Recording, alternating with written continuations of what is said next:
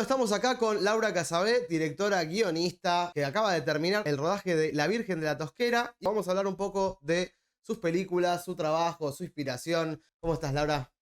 Hola, ¿cómo vas? Muy bien. En principio, nada, primero agradecerte por tu tiempo. Y bueno, como te comentaba, te conocimos a través de un programa especial que habíamos hecho de terror, en el que descubrimos La Valija de Benavides y Los que vuelven. Y la verdad, personalmente a mí Los que vuelven me fascina, es una película que me encanta cómo está hecha. En principio quería preguntarte cómo decidiste dedicarte a esto. Hay una entrevista que vos hablas un poco de esto, sé que la narrativa siempre estuvo en vos, ¿verdad? Fue algo medio natural, medio dado. O sea, la verdad es que sí es cierto. Yo creo que desde muy chiquita me gustaba escribir. Tenía como un universo personal.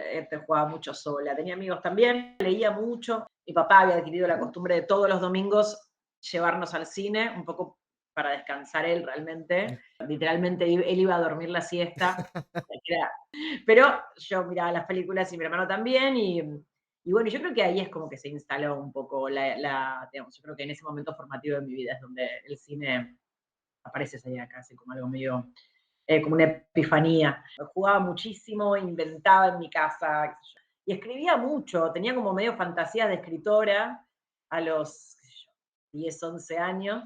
Entonces escribía unos cuadernos de historias y en líneas generales y prácticamente todas eran relatos vinculados con el universo fantástico y el terror también un poco. Yo creo que un poco surge de ahí, medio que naturalmente. Después dirigí obras de teatro, tenía como, siempre tuve como medio una capacidad de arrastrar gente a hacer cosas. O sea, yo creo que Buenísimo.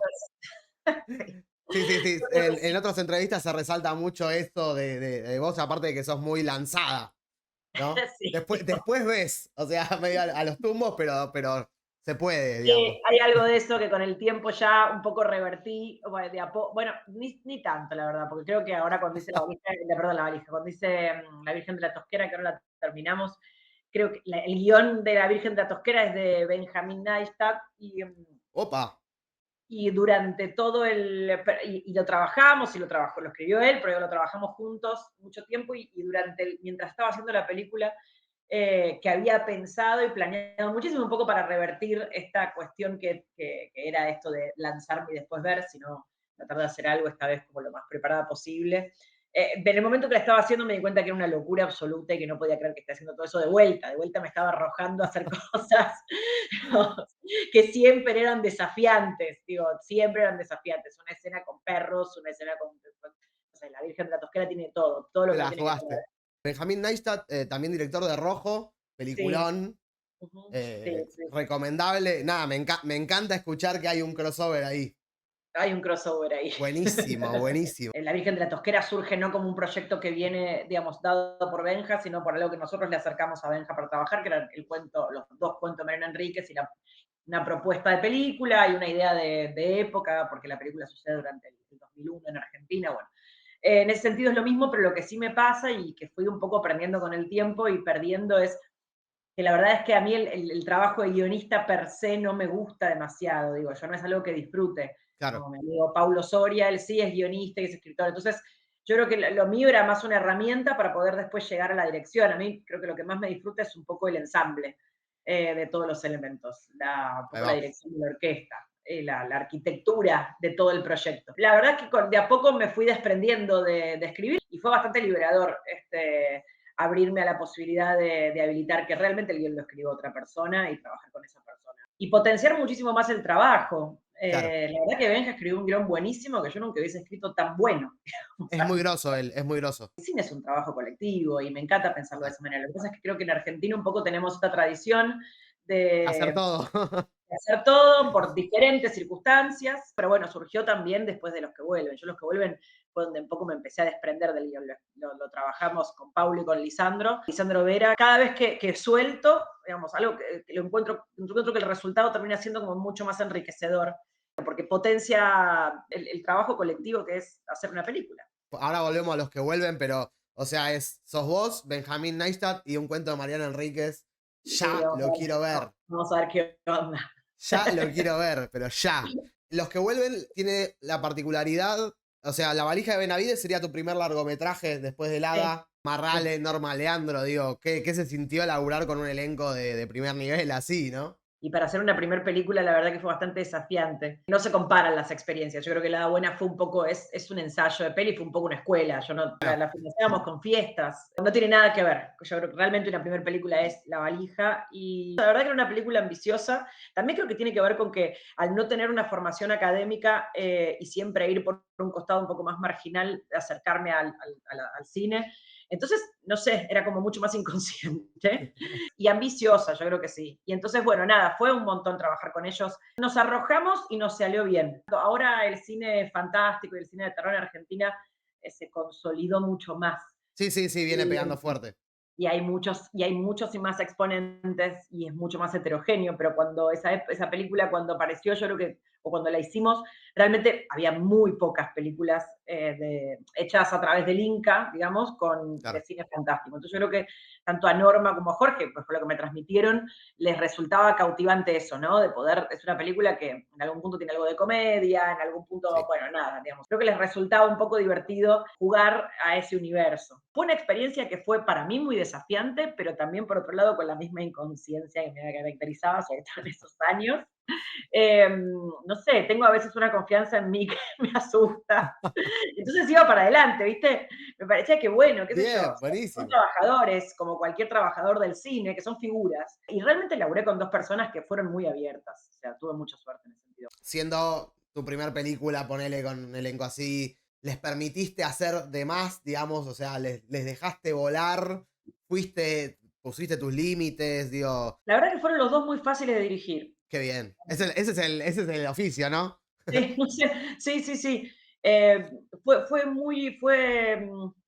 poco y un poco. Pero los dos fueron muy amables y fáciles de dirigir y no estaban tampoco ahí para hacer lo que ellos querían hacer. No me tocó vivir esa experiencia, ¿viste? La verdad que me Claro. tocó trabajar con dos personas con muchísimo oficio, como bien decís, y con ganas. También, un poco, si bien no es concretamente la ópera prima, porque la ópera prima se cuenta como helada, Claro. era una ópera prima, entonces muchas veces estos actores con mucho oficio y con mucha experiencia son muy amorosos con los operaprimistas. Ah, Eh, ahí va. Hay buena ¿Viste? onda. Hay un código de ser Buena buena onda, onda. claro, hay un código, entonces, y entender que es una primera experiencia, entonces la verdad es que tanto Norma como Jorge, y sobre todo Jorge, porque Norma realmente, digamos, tiene una participación en la película, no, igual está, es un Sí, personaje sí, o sea, el importante. papel es importante, digamos. Claro, pero Jorge estuvo muchísimo tiempo de Claro. rodaje, digamos. Jorge tuvo mucho más y la verdad que me encontré, y te lo va a decir cualquier persona que haya trabajado con Jorge Marrale, además de ser una persona talentosa, es realmente alguien muy amoroso. Entonces, la verdad que fue trabajar en conjunto con ellos y traerles conversar y pensar juntos a los dos personajes. Entonces, para nada me encontré con personas difíciles o cerradas o herméticas. La verdad que no lo eran. Por supuesto que Norma era una institución, entonces Claro. Norma, ¿no? Es una institución, entonces bueno, yo tenía unos nervios tremendos, imagínate, o sea, imagínate que No, yo me muero. literalmente nunca pensamos que fuera a decir que sí. Tener esto en el currículum te permitió hacer los que vuelven después. Literalmente. Nosotros habíamos escrito junto con Lisandro, habíamos escrito una primera versión de Los que vuelven que se llamaba La Vuelta del Malón, que está basado en un corto que se llama La Vuelta del Malón. Que está Entonces basado a teníamos su vez en como el cuadro, ¿no? claro, Ahí exacto. va. Entonces teníamos como una primera versión de esa historia que después cambió muchísimo, mutó un montón, pero bueno, yo la verdad que durante La Valija de Benavides conozco a Valeria Vistagnino, que es mi actual productora, me acerca a Alejandro Israel, que es el productor de Los que Vuelven, es el de Ají Molido, y nos conocemos, y bueno, entonces un poco gracias a haberla conocido a ella en La Valija, pudimos alcanzarle el proyecto a Ale, y bueno, y de ahí comenzamos a trabajar juntos. También cuando nosotros llegamos a Alejandro ya teníamos el interés del Inca, también nuevamente, habíamos ya presentado el guión y teníamos un interés que me acuerdo que el comité lo había aprobado también, y entonces, quiero decir, con Alejandro lo pudimos hacer, pero bueno, creo que era un momento en donde había un cine fantástico emergente que recibía, que ahora recibe, bueno, la situación del Inca ahora es dramática, pero en ese momento había un cine fantástico emergente para mí que el Inca estaba como decidido a apoyar. Dicho sea de paso, es gracias a ustedes, digo, al laburo de Paulo, de Pablo Paredes tuyo, digo, Fabián Forte, digo, es como que hay una camada, ustedes son los primeros, creo, que arrancan con todo este movimiento, creo, del cine fantástico. Bueno, ahora Demián Rugna, que la está rompiendo con Cuando se echa la maldad. Sí, sí, somos todos lo mismo de siempre. Bueno, pero está bien, está marcando un camino y eso es lo Sí. principal. Digo, yo me acuerdo cuando veía Plaga Zombie, yo fui a ver Filmatron al estreno. Ah, mirá, Yo era bueno, un nos habíamos nene. seguramente O visto ahí. sea, si Claro. ustedes eran nenes, Nosotros éramos imagínate. nenes, mal, vos claro, nosotros éramos nenes totales, sí. Claro, claro. Yo ahora tengo 31, imagínate. Desde el principio fue como, che, ¿se puede hacer esto acá en Argentina, loco? Bueno, los que vuelven, está buenísimo que aparte de la historia, que es muy particular, digo, habla de la explotación de los pueblos originarios. Como una buena película de terror tiene que ser, es una metáfora, ¿no? Que nos dice algo de nuestra sociedad. Eh, las actuaciones están tremendas. Y me pareció un acierto también el poder mostrar un poco de nuestro país, ¿no? Que a veces es muy porteño céntrico todos los escenarios que vemos y ver de repente filmar en Misiones, ¿cómo fue esa experiencia? La película original, La Vuelta del Malón, siempre fue fuera de Buenos Aires, porque también Bien, había de nuestra parte una intención de, como bien decís, salir un poco del porteñocentrismo. federalizar Y un poco. sí, pero bueno, la película era en La Pampa. Pero bueno, ahí un poco buscando cómo financiarlo, qué hacer, conocemos a los chicos de Misiones, a Juan Ferreira y a Santiago Caravante, y ahí mismo pensamos en la posibilidad, ellos tienen el IABIM, que es el Instituto de Cine de Misiones, que es un instituto de cine que está creciendo cada vez más, y muy pujante, ¿no? Y ahí nosotros Buenísimo. decidimos pegar un volantazo absoluto, y entonces por eso nosotros fuimos para Misiones. Y ahí empezamos, y ahí reescribimos todo el guión, y creo que fue una decisión buenísima, porque en el Sí, momento, la verdad, aparte porque el guión, para cuando nosotros estábamos escribiendo y escribiendo y escribiendo, y no salía, no salía, y cuando transportamos el guión a la selva apareció la versión que efectivamente se filmó. El guión mejoró muchísimo. Entonces creo que ahí había algo de que la selva un poco nos estaba llamando. tal cual, tal cual. No, y aparte, digamos, todo lo de los trabajadores yerberos Sí, eso es aparece clave. concretamente con la idea de trabajar en misiones, con la idea de contar la selva misionera, y con la idea de contar principio de siglo en esa parte de la Es un poco la venganza de las aguas bajan turbias, digamos. Sí, Vuelve, sí. vuelve eso. Y entonces llegás ya, digamos, en el medio tenés la hora marcada, ¿no? Contanos un poco cómo es eso. La hora marcada era un programa, un mítico programa de televisión de Televisa, que sucedía a las 12 de la noche, un programa de culto que estaba a las 12 de la noche en Televisa, y que para ese momento tenía un presupuesto, qué sé yo, chico, qué sé yo, que era totalmente de terror, y que tenía, y que salía todo, creo que todos los días, o no sé cuántos días a las 12 de la noche. Ahí va. Sí, y que tenía como particularidad que tenía muy buenos directores. O sea, de hecho es como que se cuentan, y por ejemplo Guillermo del Toro hacía los efectos visuales, Ahí y va. uno de los directores era Lubeski. Un semillero, digamos, ahí. Cuarón también dirigía capítulos de La Hora Marcada. Tenían como un tándem de directores, muy jóvenes todos ellos, Claro. muy emergentes también en ese momento, que estaban trabajando. Entonces, esa serie, que en ese momento era una clásica serie así como marginal, que sucedía a las 12 de la noche en un programa, en un canal totalmente cooptado por telenovelas, Claro. terminó colando y terminó siendo una serie mítica. Entonces, todo el mundo la recuerda. Y el año pasado decidieron hacer como el reboot de esta serie, y tomar un poco la premisa en el espíritu de volver a trabajar con diferentes directores latinoamericanos y mexicanos. Bueno, mexicanos en la hora marcada, pero también abrieron, pues también hay otro chico de Colombia, qué sé yo. Nada, me llamaron para colaborar con uno de los capítulos. Así que sí, yo lo escribimos, o lo escribió Thomas Downey, que es un escritor que recomiendo mucho, con el que trabajamos también el guión, un poco también en ese espíritu de que yo, digamos, de que otra persona escriba. Y nada, y lo hicimos juntos, y fui para allá. Es como una pequeña peliculita de 40 minutos que está ahora en VIX. Y bueno, entonces llegamos ahora sí a La Virgen de la Tosquera, guión de Benjamín Neistat, basado en un cuento de Mariana Enríquez. Eso también filmaron en locación, ¿verdad? ¿Cómo fue esa experiencia? La Virgen de la Tosquera, digamos, es una fusión entre La Virgen de la Tosquera y un cuento que ya son dos cuentos de Mariano Enríquez, Ahí va. y el planteo era que sucedía esta historia de adolescentes en Buenos Aires durante el verano del 2002, que es el verano un poco de mi adolescencia, Ahí va. como los personajes. Entonces hay algo como un poco, y de la adolescencia de Benja también. Entonces siempre la idea era que se hiciera en el conurbano bonaerense. O sea, un poco la idea era, digamos, Ahí va. trabajar en Ituzaingó, trabajar en Villa Ballester y demás. Es una película de época, o sea, hay que recrear el 2001. Claro. Es parecido, pero no es parecido. Nosotros tenemos una coproducción que es española y mexicana, y a lo largo del año pasado la película, por la profunda crisis que estamos viviendo, que digamos, se desfinancia, se va desfinanciando, Epa.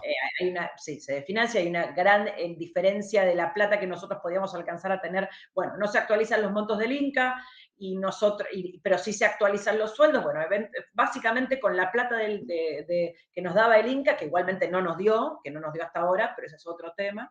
Claro, Eh, ya está más difícil. Ese es otro tema. Nosotros no podíamos filmar en Buenos Aires, era muy caro, realmente.